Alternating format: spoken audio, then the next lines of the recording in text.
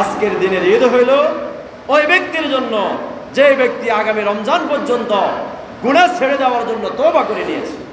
ভালো ভালো লাখ লাখ কোটি কোটি টাকার গাড়িতে চড়া উঠা, যানবাহনে চলাফেরা করা আজকের দিনে তার জন্য ঈদ না। আজকের দিনের ঈদ হইল যে নিজেকে গুনাহ থেকে বাঁচার জন্য নিয়ত করে তওবা করে নিয়েছে, তার জন্য আজকের দিনের ঈদ। ওমর রাদিয়াল্লাহু তাআলা আনহু ঈদের দিন দরজা বন্ধ করে গড়াগড়ি খাইতেছে আর চিৎকার করে করে কান্না করতেছে। ইবাদুল মুসলিমের অর্ধজাহানের বাদশা, তার কিসের অভাব ছিল? ঈদের দিন দরজা বন্ধ করে গড়াগড়ি খেয়ে চিৎকার করে করে কান্না করা কি দরকার ছিল? কান্না এজন্যই করতেছে, আমি একটা মাস রমজান পাইলাম, রমজানের রোজা রেখেছি, তারাবির নামাজ পড়েছি, ৫ ওয়াক্ত নামাজ পড়েছি, জিকির আজকার অন্যান্য ইবাদত করেছি, জানি না আমার এই ইবাদত আল্লাহ তাআলার দরবারে কবুল হয়েছে কিনা, আমার তওবা কবুল হয়েছে কিনা, আমার এই রমজান পাওয়ার পরে আল্লাহ তাআলা যে ঘোষণা করেছেন গুনাহ মাফ করে দিবেন, জানি না আমার গুনাহ আল্লাহ তাআলা মাফ করেছেন কিনা।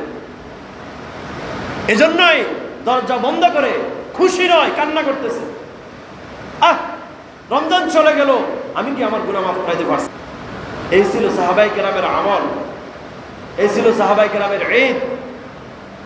ঈদ কেমন ছিল?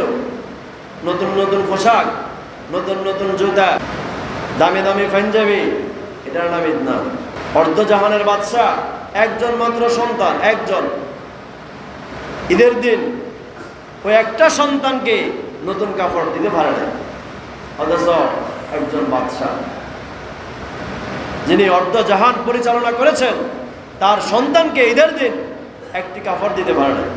বিবৃতি দিতেছে, আমাদের একটা মাত্র সন্তান, আমারও লাগবে না, আপনারও দরকার নেই, প্রয়োজন নেই নতুন কাপড়ের। আমাদের সন্তান আব্দুর রহমান, তার জন্য তো একটা ঈদের কাপড়ের ব্যবস্থা করতে হবে। আমি যা বেতন পাই খেয়ে দে, আমি যে একটা কাপড় ক্রয় করব, কিনবো, ওই টাকা আমার কাছে নেই।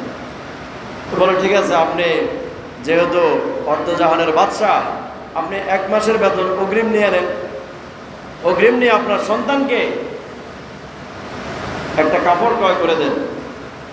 ওমর রাদিয়াল্লাহু তাআলা চিঠি লিখলেন তার মন্ত্রীর কাছে, বাদশা চিঠি লিখছে মন্ত্রীর কাছে, অর্থমন্ত্রীর কাছে চিঠি লিখছে, চিঠি পাঠাইছে, তো উত্তরে টাকা আসে নাই, 1 মাসের অগ্রিম টাকা আসে নাই, উত্তরে আসছে আপনি আমার সাথে দেখা করেন। ওমর রাদিয়াল্লাহু তাআলা অর্ধজাহানের বাদশা যা দেখা করলেন, আপনি গ্যারান্টি দেন আমি 1 মাসের অগ্রিম টাকা আপনাকে দিব, আপনি আগামী 1 মাস পর্যন্ত বেঁচে থাকবেন, এটার গ্যারান্টি দেন। যদি গ্যারান্টি দিতে পারেন আমি আপনাকে 1 মাসের বেতন দিলাম। আরেকটা গ্যারান্টি দেন, যা আগামী 1 মাস পর্যন্ত আপনি ক্ষমতায় টিকে থাকবেন, জনগণ আপনাকে ক্ষমতায় রাখবে, এটার গ্যারান্টি দেন।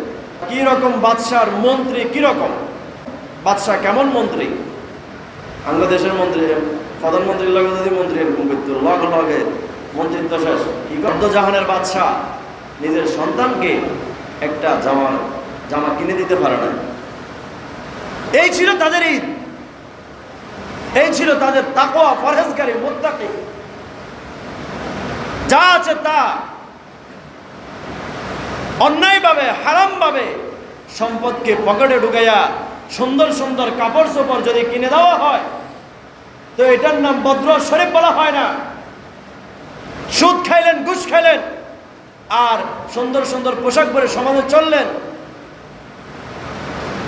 তো তাকে শরীফ আর ভদ্র বলা হয় না। মানুষ সবাই তাকে চিনে, কে সুদখোর, কে হাতে ঘুষ করে না, হাতে ব্যবসায় 2 নম্বরই করেন না, আরেকজনের জমিন ঠেলেন না, ব্যাগে চিনে। যদিও যত দামি পোশাক আপনি লাগান না কেন, সবাই আপনাকে চিনে। তাকওয়াবান, ফরজগার, মুত্তাকি ওই ব্যক্তি নয়। ঈদের দিন, আজকের ঈদের দিন তাদের জন্য নয় যারা তাকওয়া, ফরজগারি, মুত্তাকি হইতে পারলো না। জন্য আসেন, একটি মাস যেভাবে ইবাদত করেছেন, একটি মাস যেরকম ভাবে নামাজ পড়েছেন, বেশি থেকে বেশি ইবাদত করেছেন, বাকি সামনে যে রমজানের আগ পর্যন্ত 11 মাস আছে, ওই 11 মাসকে আমরা এরকমভাবে ইবাদতের জন্য কাটাই, ইবাদতের সময় দিই। বাড়তি ইবাদতের দরকার নেই। আপনি যদি পারেন 5 ওয়াক্ত নামাজ জামাতের সাথে পড়ার চেষ্টা করেন, ইনশাআল্লাহ বাকিগুলা এই নামাজের দ্বারা ঠিক হয়ে যাবে।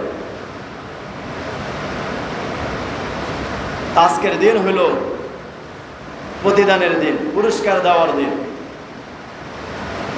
আল্লাহ তাআলা ফেরেশতাদেরকে জিজ্ঞেস করেন, যারা শ্রম দেয়, শ্রমিকের পুরস্কারটা কি? তো ফেরেশতারা বলেন, তার শ্রম অনুযায়ী তার প্রতিদান, তার পুরস্কার দিয়ে দেওয়া। এটাই হইল শ্রমিকের পাওনা। আল্লাহ তাআলা বলেন, এ ফেরেশতারা তোমরা সাক্ষী থাকো, পূর্ণ 1 মাস যারা রোজা রেখে তারাবির নামাজ পড়ে কোরআন তেলাওয়াত করে জিকির আজকার করে 1টি মাস কাটিয়েছে, আমার সন্তুষ্টি অর্জন করেছে, আমার বড়ত্বের শপথ, আমার ইজ্জতের শপথ, আজকের দিনে, ঈদের দিনে, ঈদের মাঠে, মসজিদের মধ্যে আজকে আমি তাদের গুনাহ খাতা মাফ করে দিলাম। কিরকম মাফ করেন?